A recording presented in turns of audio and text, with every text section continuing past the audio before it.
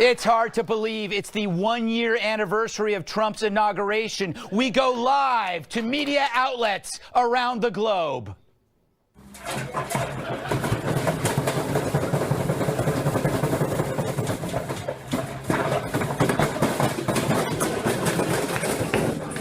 Whoa, that's pretty rough for them. But Trump merrily rolls on. First, there was his physical, which turned into the most transparent examination of a world leader in history. Can you assess the president's mental fitness for office? There was an incident recently where the president appeared to slur his words while giving an address. Did you look into what the cause of that might have been at all? He does have heart disease, is that what you said? Are you ruling out things like early onset Alzheimer's? Are you looking at dementia-like symptoms? With the high cholesterol, are there any concerns for his heart health? Can you explain to me how a guy who eats McDonald's and fried chicken and all those Diet Cokes and who never exercises is in as good a shape as you say he's in? There's a healthy group. All that's missing here is a video of his digital rectal exam. And what did we learn? That Trump's in better shape than anyone on the planet. Some people have, just great genes. I told the president that if he had a healthier diet over the last 20 years, he might live to be 200 years old. I don't know. 200! So technically that means Trump is really just 25 years old right now. That doctor kicks ass. He's so good, he should have his own show. This Tuesday on Bedside Manner, he's the doctor who breaks hearts as he mends them. He can remove your appendix, but tickle your funny bone. If something should happen to you over the next few months and you should fall ill at some point, then most likely I will be the one called to come and take care of you. Now with quicker pulse, higher blood pressure, and chronic awesomeness. 22 years of medical practice meets a press corps on life support. The president would be clinically obese if he was just an inch shorter, which he probably is. They tried his patience over his most important patient. But when breaking news makes a house call, will journalistic integrity be left in the waiting room? There's no question that, by all standards, by all metrics, the president does have heart disease. Rear Admiral Dr. Ronnie Jackson stars as Dr. Brock Artery. John Roberts as Professor Clive Von Hickerson, Jim Acosta as Vic Jerkface, John Gizzi as Scrubs McGee, and Hope Hicks as Hope Hicks. Bedside Manner. Don't miss the season premiere, I See You in My Dreams.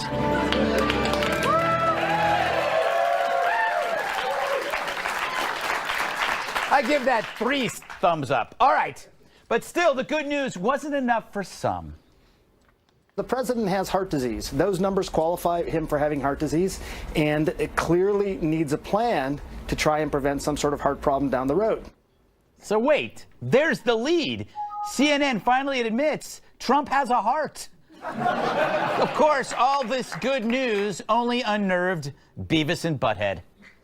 He sounded like a sycophant. He didn't sound like a doctor. I'm sure this guy's a great guy, great physician, blah, blah, blah. He shouldn't have sounded so Trumpian, first of all. And second, Well, did he write it? He works in a White House where just about everybody who makes public statements lie. What is she doing on her little phone? They're like that couple that you get stuck next to at a wedding reception table that makes you want to gnaw your own face off. Look, when you're calling the same doctor who worked for President Obama a hack, you've lost the plot. Which is why the fake news awards was perfect timing. As the press gave Trump's physical a physical, he gave one right back. And get this, turns out he's in way better shape than they are. How genius was it to have the media cover their own report card?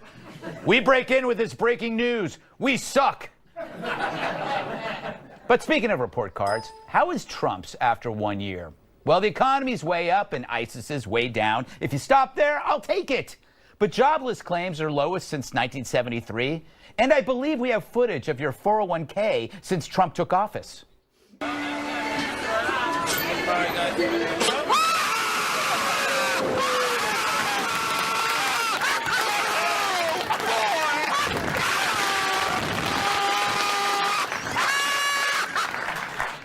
And Trump's tax plan was so good that even Apple's Tim Cook is offering bonuses and bringing thousands of new jobs to the U.S. Watch him try to admit it. There are large parts of this that are a result of the tax reform, and there's large parts of this that we would have done in any situation. Just come out and say it. The guy you can't stand did some good. I know it's painful to credit someone you hate.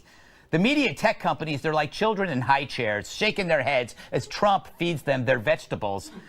Yeah, it tastes bad, but it's good for you. Anyway, what did we get amidst this good news? Flake news. The enemy of the people was how the President of the United States called the free press in 2017.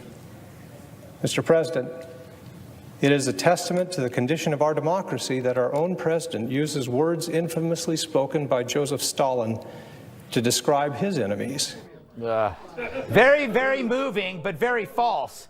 Flake's attack was actually fake news because Trump never said the media was the enemy of the people. He said fake news was the enemy of the people. That's no small change for a fed a storyline that undermines the ability to criticize the press.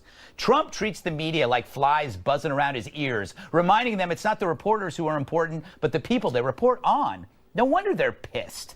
So here's my one-year assessment. If Trump can just control himself, he might end up being a figure for the ages. The entire planet is feeling his impact every day. They're talking about him in the jungles of Borneo. Like him or not, take a freeze frame of right now. He's the most important person on Earth. But by keeping him on his toes, so are you. And that ain't fake news. All right. Let's welcome tonight's guests. I can get behind his legal mind. His latest book is called Trumped Up. Harvard Law Professor Emeritus Alan Dershowitz. She's so bright the Sun sends her hate mail. Wall Street Journal senior video reporter Shelby Holliday. She's the feisty dame who thinks everything's lame. National Review reporter Kat Timpf. And an inner tube is his pinky ring. Former bodyguard and my massive sidekick, Tyrus. All right. Professor, you can comment on anything, but I want to pose a question to you that despite all these missteps that are happening constantly, when you step back, there seems to be a path of accomplishment, which to me is astonishing that given all this stuff that's going around, things are okay. You know what it is? It's like a drunk man walking a straight line in an earthquake. It's like both effects are canceling themselves out. So he just walks a straight line. Does that make sense? No. Okay. Thank you. First of all, I'm still trying to get my head behind what Donald Trump will look like in 2147 yes. when he turns 200. Yes. And you have to promise to put him on this show. Yes, we will. With his walker. Yes. And he'll come in and he'll look back. Yeah. And he'll look. I think this has been a very, very mixed year. Yeah. There are some very bad things. The statements he made about African countries are simply inexcusable. As the grandson of immigrants who came from what were considered S-hole countries back then and have accomplished a lot. Right. We should never judge people on the basis of national origin. I don't like the way he deals with immigration, the way he deals with people from foreign countries. On the other hand, I like the fact that he has the peace process moving a little bit in the Middle East. Maybe the recognition of Jerusalem will finally push the Palestinians to come to the bargaining table. Mixed record on judicial appointments. Mostly I don't like them, but a couple of them are not so bad. So it's a mixed record for me. I would say more on the negative than the positive side, but he has 3 more years. Prediction, only 3 more years. Ooh. In 3 years, he's going to get on national television. This is a professor. I'm just making I a like prediction. him a lot. Here's his statement. He says, I don't know Yeah. why any president thinks it takes 8 years to save our country. I have done more in 4 years than any president since George Washington. I don't see any reason for taking the additional 4 years. I can go back to the private sector and really help make America This is a good point. This is a good point. It's like what he did. It didn't take him that long to do Woolman Rink in New York. It took him a couple of months. He can get this thing done and he'll go do something else. I guess that's your point. It's like my grandmother used to say to our children, sleep fast, we need the beds. You know? So if he can get it done in 4 years, hey, see. He's going to not run a second time. Shelby, I have a theory that, kind of playing off what the professor said, is that he is kind of a jerk, but a lot of times your boss is a jerk and he gets stuff done. What's your take on He this? got a lot done. I just produced a video for the Wall Street Journal for this 1-year anniversary, and I felt like the dryer on the trampoline. Because there was so much going on, and to recap a year in 4 minutes was nearly impossible, but also amazing to watch the market continue to go up. President Trump makes controversial comments. He's also a big cheerleader at times when things are going well. But the market, man, it just keeps going up. So I think that is a huge takeaway. It shouldn't be ignored. I do have a bone to pick with the fake news awards. You cannot come out with fake news awards and have the #1 fake news issue be an op-ed columnist. That is not a reporter. That is not news. You are undermining your entire point when you're but you overmine it when you pick Krugman, because boy does he deserve it. Guy might have said something that was not exactly right, but Krugman, he's not news. He's an opinion maker that everybody respects, no matter how crazy he is as he pets his cat. But why not call it fake media awards? And also, you have better things to do. I think it's fun. I get your point, though. I get your point. Kat, I want to talk to you about the health thing, but you can talk about whatever you want. He really is. He had that guy out there for an hour with Dr. Dreamy answering everything. Yeah, which is my nightmare. That's true. If I was ever in public office, they'd be like, oh, she's crazy, within about 3.5 minutes. I don't eat healthy. Sometimes I don't eat until nighttime because I'm too anxious. Yes. I have about 30 pairs of penguin socks that I wear year-round. Yes. I have a cat that I let sleep in bed with me, and if he doesn't sleep in bed with me, I can't sleep. I watch episodes of Bob's Burgers on loop every single day as I'm getting ready, as I'm in the shower. I'll play it real loud. The neighbors love that. The neighbor lady would come in as a witness on CNN being like, listen, the noise that's coming from her apartment. Thank God that we don't just let TV doctors diagnose us, because if we did, we'd all be screwed. And that is so true. All right, Tyrus, a big finish here with you. I'm stuck on the whole, how many pairs of penguin socks? Between 30 and 50 from my Auntie Barbara. You want to make fun of my Auntie Barbara? She's a very nice lady. Thanks for watching, Auntie Barbara. Yes. Hey. And Uncle Frank. Yes, can't leave out Uncle Frank. So what do you think? I think you have, even if you're a supporter of Trump, you would deceive yourself if you don't admit there is a sense of chaos. It's like you're in a bar in an old West, an old Western where at any moment things could start flying.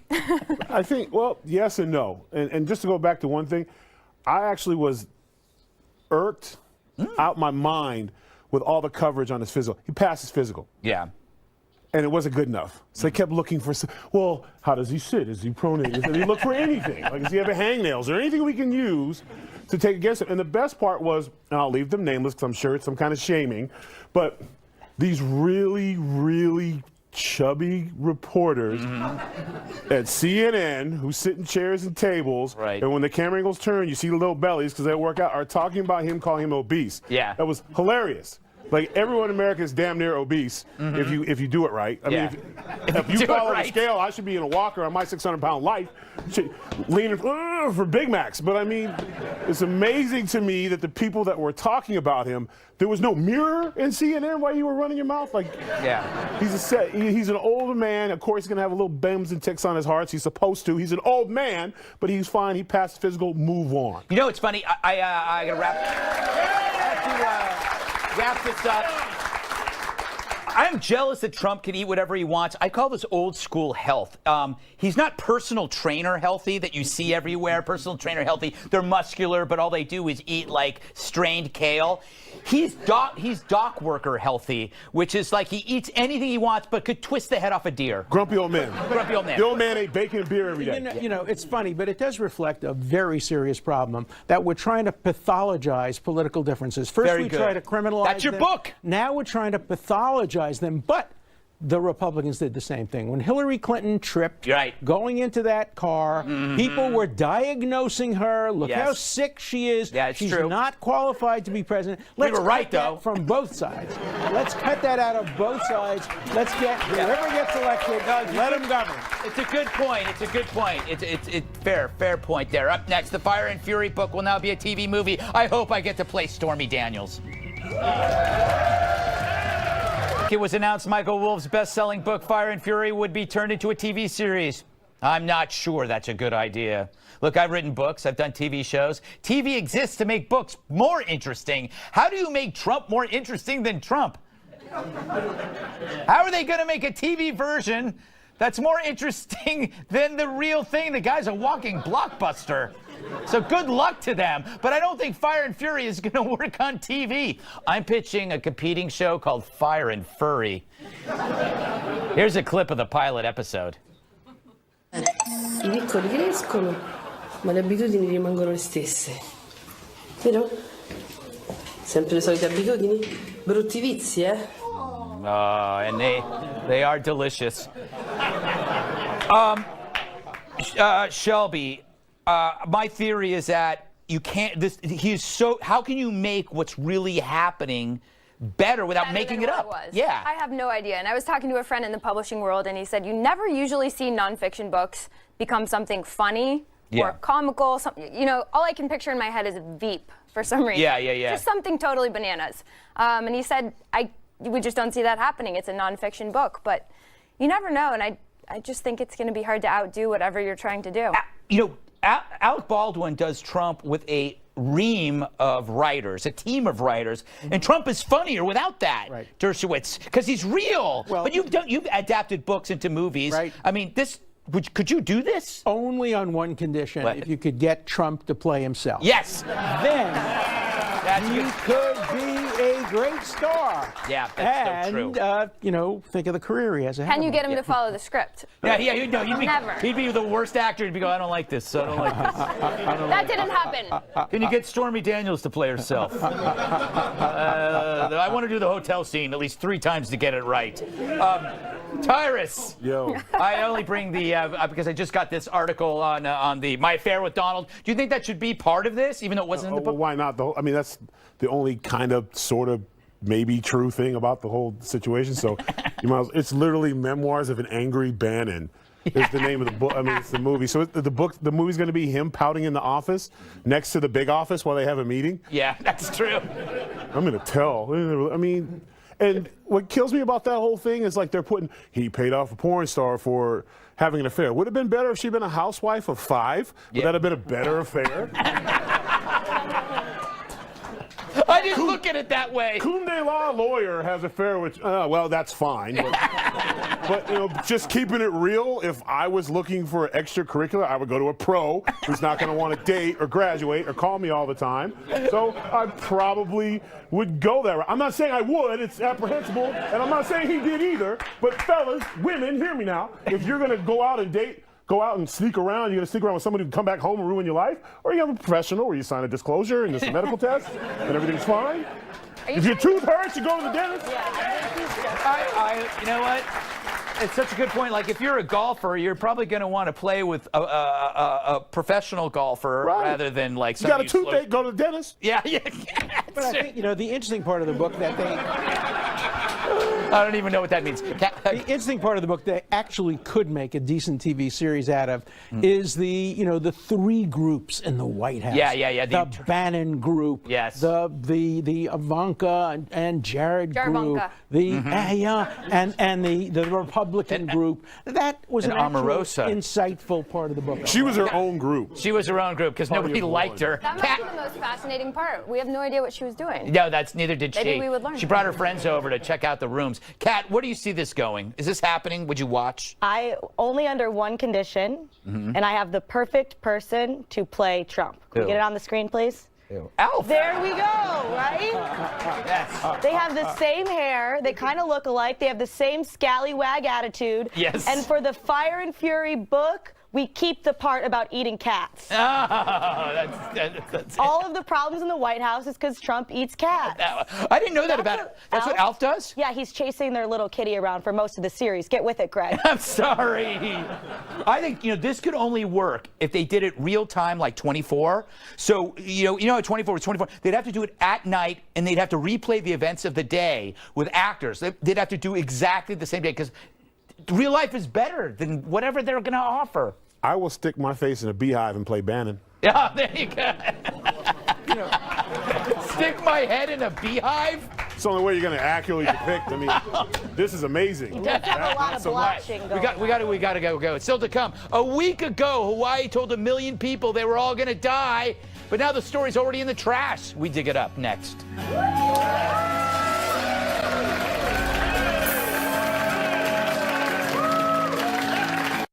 I was born during the winter. Republicans and Democrats are pointing the finger at each other for the government shutdown. Democrats are demanding that any short-term deal include protections for so-called dreamers, young, undocumented immigrants. But Republicans say that's a non-starter. They won't make a deal on immigration until the government reopens. President Trump tweeting, quote, Democrats are far more concerned with illegal immigrants than they are with our great military or safety at our dangerous southern border. They could have easily made a deal, but decided to play shutdown politics instead. And if no deal is reached by Monday, about 800,000 federal employees will be furloughed. Congress returns to work Sunday afternoon. I'm Marianne Rafferty. Now back to the Greg Gutfeld Show.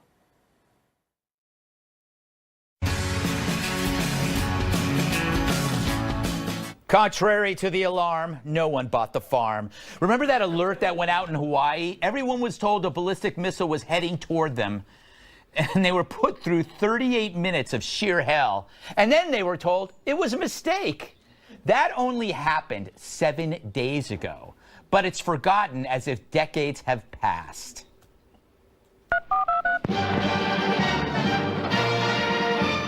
Beautiful Hawaii. Nothing but warm beaches and smiling faces. But not way back in the year 2018. Back then, technology was primitive to say the least. One unlucky chap clicked the wrong item on a computer menu and holy hula skirts, statewide panic. The emergency management employee had accidentally set a false alarm about an incoming ballistic missile. For 38 minutes, gents and dames everywhere were hightailing it for cover. Well, mahalo for nothing. As for the employee, he's been reassigned. At least he didn't go out with a bang. So, why has this story fallen so quickly under the radar? Well, for one thing, you can't blame Trump for it. Although some have tried with every fiber in their yogurt-fed being.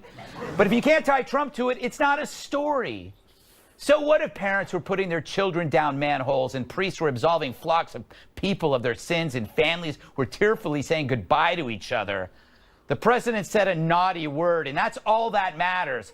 For more on the Hawaii story, let's see what others are reporting. Where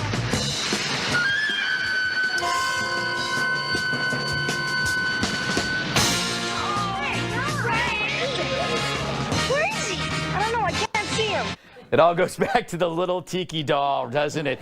Tyrus, I can't believe that we don't talk about this. Is like, just because it was a false alarm, we're not taking it seriously. And you know what, the part that really bothers me is it took 38 minutes. Yes, and they knew 5 minutes. 38 minutes. Well, before that ballistic missile, that should be national security. I don't think your local state should be taking care of that, obviously. But in those 38 minutes, do you know how many marriages were ruined? Yes, true. You know that moment where you're like, I never liked your mother. I only stayed with you for the kids. I'm the only one on this panel old enough to remember duck and cover. Yeah. When I was a kid, we were scared out of our wits. The Russians were going to come. They were going to blow us up, but we would be saved because we got on our knees under our desks and prayed. And that brought back these terrible, terrible memories. Yeah, it was nuts, Shelby. My wife was there. Thank God I wasn't, because I am the worst. I know. I would have covered myself in slow-moving elderly. And I would have. I would have been like, they would have been shields. Hey, you insulting me here? Come on.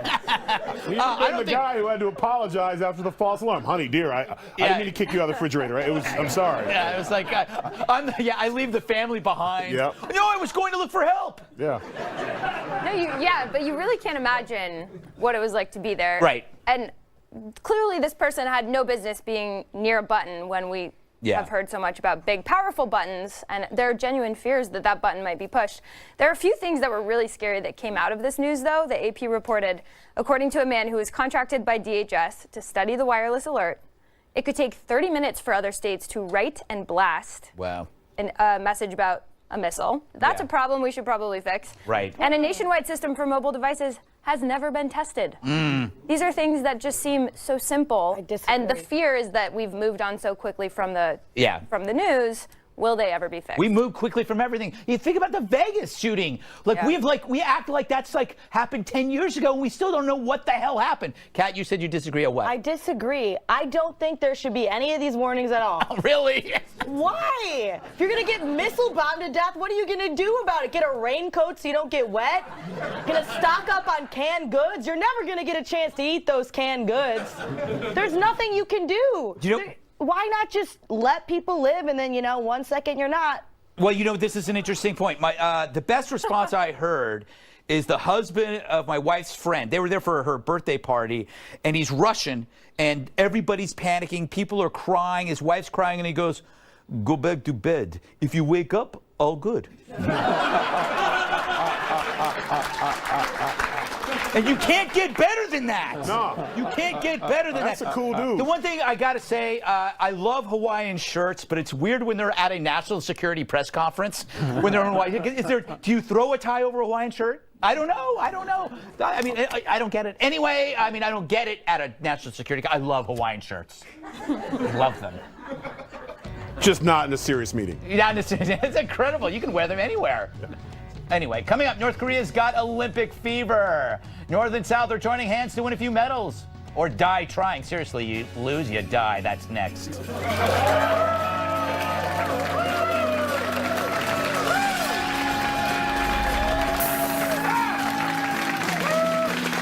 North and South Korea will march together under a unified flag at next month's Winter Olympics in the South. They've even agreed to field a joint women's ice hockey team. The North will also send 230 cheerleaders to their death. But a foreign minister says the world shouldn't be so naive about the North's participation, adding, quote, "I believe that North Korea wants to buy some time to continue their nuclear and missile programs." Meanwhile, an American expert on North Korea may have come up with the best bloody nose option for a military strike against Kim Jong-un. Blow up his personal toilet. Apparently, all the pictures of Kim Jong-un at missile launches have one thing in common. Take a look at the back left of this picture. His porta potty is always nearby. As Jeffrey Lewis explains, taking it out will, quote, "send an unmistakable message. We can kill you while you're dropping a deuce." I'm never pooping again. As for the Olympics, they've added a new sport that promises to be a huge hit.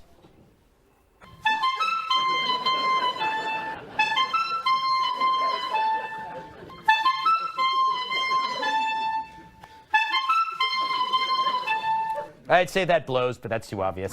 Kat, thoughts on this assassination plot or pseudo plot? Yeah. As funny as bombing a toilet would be, and it would be, it could be seen as an act of war. True. And if they were to retaliate, I would hate for the reason that there was no more New York City or no more Los Angeles to be, we thought bombing a toilet would be funny. Yes, that's true. You don't base your foreign policy on a really cool joke. Yeah, I mean, as cool as it would be, it wouldn't look very good in the history books. All right, they thought it would be funny. Professor, do the Olympics help foster diplomacy between adversaries, or does it only help rogue nations like North Korea to put a polished face on their misery? Of course, if you go back to 1936, where the world welcomed Hitler and the Nazis and allowed them to disqualify Jewish runners, and Hitler wouldn't ultimately shake hands with Jesse Owens, all of that, it can be used as a terrible, terrible show helping tyrannical regimes. On the other hand, it also, think of how many of these cheerleaders are going to go back to North Korea. I hereby offer to represent any of them who want to defect. But that's... Okay, but they don't have to be a cheerleader. But think about this. They don't have to be a cheerleader. Anyone who wants to defect, I'm their lawyer. But see, now here's the reason why I think they're not going to defect. Each one of those cheerleaders' families are probably in a room, right? Right. They're probably in a room, and it's like, if you don't return, they're a casserole for the starving citizens. That's what I hate to say it, but there are reports that there's some bad dietary. You think is in the burger? Yeah. But Go ahead. The cheerleaders are interesting because when you read the headline, it sounds really silly. They're sending this huge group of cheerleaders, couple of athletes. The cheerleaders are actually considered soldiers by many North Korea experts. They are the army of beauties. They are meant to go out there and sort of woo the rest of the world, pretend like they're peacemakers, show how innocent and soft the regime is. And their most famous alumni is Kim Jong-un's wife. So I didn't even know he was necessarily trying to defect. I didn't even know he was married. He marries a cheerleader just like everybody else. They always marry the cheerleaders. Kat says. You can do it, Tyrus. Yeah, I mean, it's... Tyrus. What do you? Okay, is this just a way for Kim Jong-un to just put off stuff to delay while he's still developing weapons? Look, I'm cooperating, but then he's actually doing something else. I mean, it's probably a little of that, but also at the same time, one of the things that has happened for him and his country is with getting sparring with the president of the United States and the leader of the free world, he has the spotlight right now. Mm-hmm. Yeah. So chances are, if he wouldn't have had the interactions that he's had with President Trump, none of this would be happening right now. I think you're right. He's trying to play a sympathy thing, and then you're 110% right. Every one of those cheerleaders, they got a reason to come home, or several reasons to come home, because once they get over there and they see a warm bed, 3 hot meals, free speech, TV. I mean, I don't know if you've ever been to the Olympic. It's like a little city. Yeah. And it's just a whole lot of like fun going on. Yeah. And stuff. Yeah, it's been a while for me since I've been in the Olympics. A good friend of mine, Mark Henry, the world's strongest man, he goes to Olympic, and some of his stories from the Olympics back in the day, I was like, did you even have energy to lift? Yeah. Like, I mean, like, they party, they have fun, everyone's meeting everyone, like, they're going to be exposed to a lot of things. There was a lot of clean and jerking going on. All right, I don't even know what that means. Ruins the story. I'm talking about sharing ideas. This is a dirty little old man. No, I mean, he's working I got out. the old man sweater on, but you should have it on today. All right. Would you guys stop attacking old men? All right, still to come. New California wants to become the 51st state. But why stop at 51? Let's add the moon while we're at it.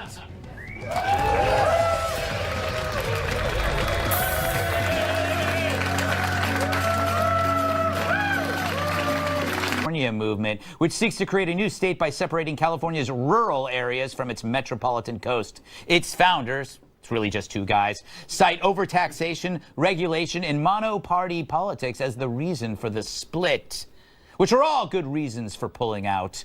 California was once... Stop it! You know, I lived in California. It was once a pretty cool state. You had the film industry, you had orange groves, you had giant redwood trees, you had the Modesto Nuts. It's a minor league baseball team. They don't talk to me anymore. Now it's let itself go. An elegant gentleman has become your fat drunk uncle who can't even zip up his own pants. The founders of New California formally declared their independence this week. I believe we have tape of their presentation. San Diego, Los Angeles, San Francisco. Everything on this side of the line is just hundreds and hundreds of miles of worthless desert land, which just so happens to be owned by Lex Luthor Incorporated. Wow. I didn't know Superman was in Deliverance. Hey, Very good. California, it's gotten too big, Professor Dershowitz. It's like imagine Siamese twins, right? And one of your twins got really, really fat. And you go like, okay, it's time to split. We're calling the doctor. Look, there are people in California who want to not have a separate state. They want to secede and have a separate nation. They would be, what, the 7th, 8th largest economy in the world? Yes. They would be among the top population nations in the world, and they could legalize marijuana without any concern from the federal government. In the world? Shelby, this could be a great contest to see. You have the 2 states split. Which one would do better? One with like free market, free market, free mind mentality that Professor Dershowitz discusses, or big government intrusion of the other kind of California? That's a good question. I mean, I think this is what happens when you overtax your citizens, can't balance your budget. People get really frustrated. They want to leave. But if you look at the plan that these New California guys released, it's literally a 5-page sloppy PDF. Is that all you need? It looks like something a 3rd grader put together.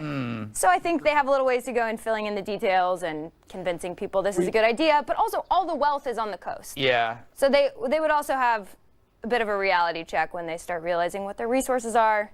But how big was our Declaration of With their tax Independence? bases. Wasn't that one sheet? It was a much more intelligent sheet. Really? I'll have to say that. I think it was written on a cocktail napkin, if I remember correctly. I believe they were right. Yes. Yeah, they all had. Everything good is written on a cocktail napkin. Tyrus? What? I don't know. You want me to follow up with that? Yes. Look, I grew up in California. I still have my California driver's license. I vote absentee ballot. Like, I'm still a Californian. And they do this.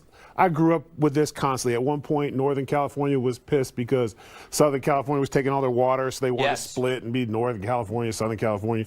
Then some genius came up with the 6 states. We're going to have 6 new states in California. You know, Texas did this, a few years ago, Texas wanted to succeed because it seems like whenever someone doesn't get their way, they want to pack. That's the way America is now, apparently. When you don't get your way, you pack your bags and you go home. But So they're now not leaving. No, they're just saying we're not being a part of this anymore. No, You know, there's still going to be a state. Family Guy, he did that They're too. going to be It a worked out state. real well. That's good. It's good. They're moving out of that. They're not moving out of the house. They're getting their own room. Yeah, but it's not the way I like it, so I want it. I would be. It's, yeah. I If would you- be if you're pissed. that As a unhappy, Californian, I am tired of California. When I go there, it's like people. I can't.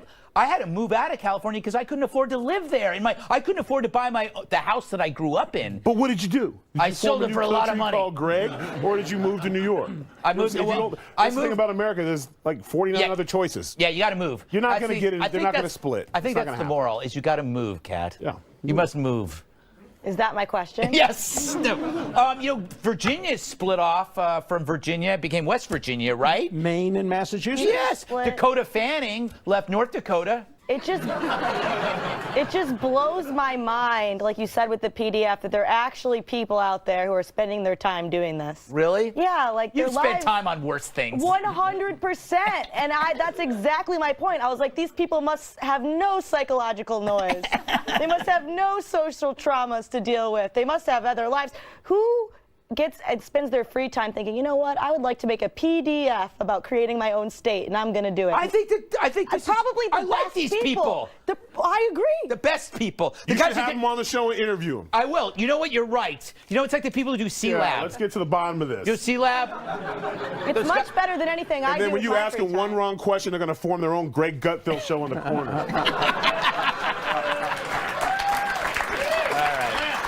All right, enough. Don't laugh at that.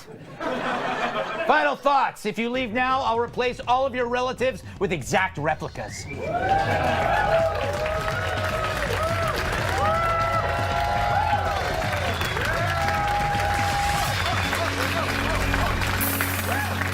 The Great Emperor Penguin Migration, trekking 100 miles. I'll see you Monday on the 5 at 5 p.m. Eastern. We're running out of time, so... What you've wanted to say all show, but haven't had the chance to say, so here's your chance to say it. Right now. All right, Professor. Well, in my book, Trumped Up, I argue to return us to the center. Let's move away from the extremes. The left is turning too far left. Some on the right are turning too far right. Let's return to the days where centrist conservatives can argue with centrist I agree. liberals and ask what's best for America, not what's best for the right or what's best for the left. I gotta move on. I do think Trump's gonna be a centrist. I think he always has been because he moves all over the place. Anyway, Shelby?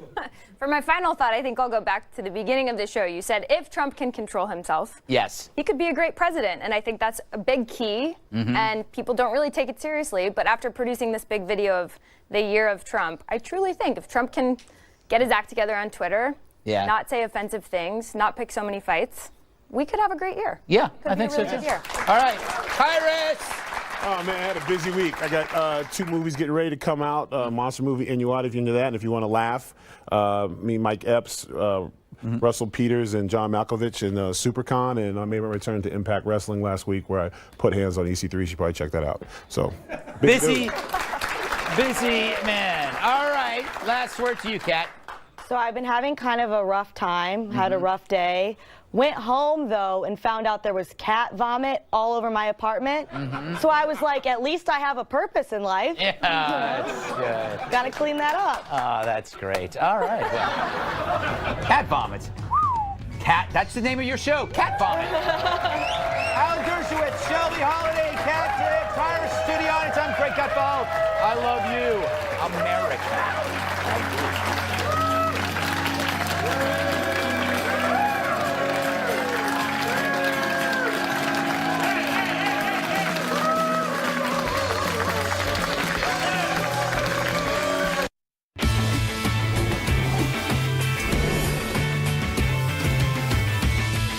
Welcome to Waters World. I'm Jesse Waters. The government shut down, Congress is scrambling, and the American people are just shaking their heads. The Schumer shutdown, as I like to call it, kicked in last night. Schumer has a different name for it. Negotiating with President Trump is like negotiating with Jell-O. That's why this compromise will be called the Trump shutdown. The president's behavior is inimical to compromise, which is required to getting things done in government. President Trump fired back on Twitter, writing, "This is the one-year anniversary of my presidency, and the Democrats wanted to give me a nice present." Hashtag Democrat shutdown. So both sides are playing the blame game, but here's the truth. The budget needs 60 votes in the Senate to pass. That means Republicans have to rely on a few Democrats. But the Senate Democrats refuse to play ball because they want to tie the illegal immigration issue into the budget. The Dreamer deal has nothing to do with the budget, but it's the only leverage the Democrats have. So they shut the government down. In 2013, the Republicans shut down the government over Obamacare, also not technically related to the budget. Now, the last shutdown cost the economy $24 billion. Now, that's actually the cost of the border wall with Mexico. So maybe we could just save the money so Mexico wouldn't have to pay for the wall. Now, here's what's going to happen in the Schumer shutdown. 1.3 million active duty military personnel will still be reporting for duty, but won't be paid until the shutdown ends. Disgraceful.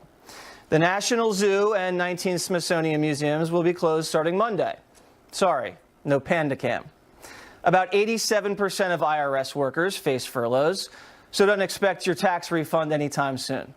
Now, on the plus side, unlike the 2013 shutdown, D.C.'s local government shouldn't be sidetracked. The trash will still be taken out.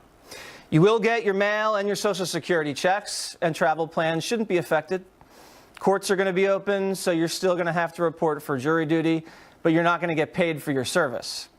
And Democrats, don't worry. It's going to be business as usual for Robert Mueller's team.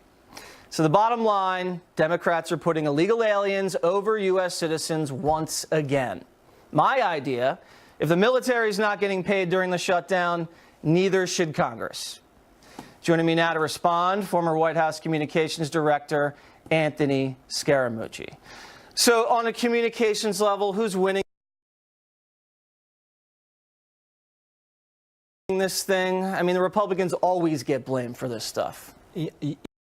Again, the American military is not being paid, as you mentioned. You mean they're not going to see the Eagles win on Sunday? Is that your team? That's my team. All right. Well, hopefully the Eagles will win then. Okay, because I'm indifferent. I'm a long-suffering Jet fan. Okay. Well, I'm sorry to hear that. But here's the bottom line. Yeah. I do think that the administration is going to win this one, only because they've got the momentum in their favor, and the economy is booming. The president had a spectacular first year. If you just look at growth, economics as it relates to wages and opportunity, you look at the African American unemployment number, which you and I have discussed. Record low. There are so many different things that are in the president's banquet table. This is one of those things where, you know, it's the first quarter of the game. You've got 4 quarters. First quarter's ending. The president's up 22-0. And the Democrats are deflating the ball right now, you know, and so they're going to go into the commercial break. The Patriots fans are going to hate you. They're going to go into the commercial break, and they're going to realize, oh my God, we got to get back on the field. How stupid do you think the Democrats are to shut down the government for illegal aliens? I mean, the polls aren't favoring what they're doing. Well, listen, I mean, you know, that's going to be the contrast. And I think they did a very good job today, Mulvaney and Short, describing what's going on. Are they selling it effectively? The Schumer shutdown and what's actually the truth? I thought they did that, but I also think they did something that speaks to the president's compassion, where unlike the bitterness of the Obama administration, when the shutdown happened in 2013, they clamped down on everything. It was like, we're going to show you how much government is part of your life. Yeah, they weaponized it. They weaponized it. The president basically said, we're not going to do that. We'll use resources here and there to keep certain things open. And it just speaks to the graciousness of his I think President Obama put, like, you know, ropes around the national monuments in the parks and things like that, so people couldn't even check out what they wanted. It's just interesting to see a different operating style. And so you're 1 year into this. If you look at the dashboard, Jesse, it's been a phenomenal year in so many different ways. Well, let's get to that, because you wrote an op-ed, a historically productive first year in office. You started the op-ed by talking about Trump being politically incorrect.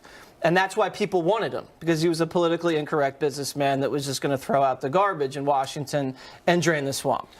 How has that helped him and how has that hurt him? I sort of feel like it's politically accurate as opposed to incorrect, because then it seems like he's trying to be salacious. I don't see him that way. No, he just tells the truth. But he tells the truth, exactly right. He wears it on his sleeve like most Americans do. He's authentic. He tells people how he feels. He wants to clean things up. He does